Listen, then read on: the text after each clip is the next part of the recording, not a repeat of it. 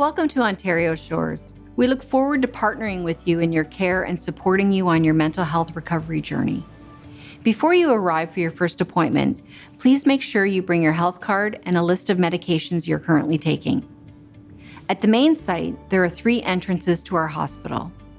The closest entrance for outpatient services is through the admitting entrance or yellow entrance. Be sure to check ontarioshores.ca for the hospital's latest parking and transportation information before your visit.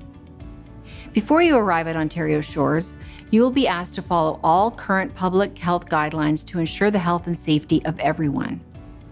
The outpatient reception is located inside of the admitting yellow entrance and immediately to the left.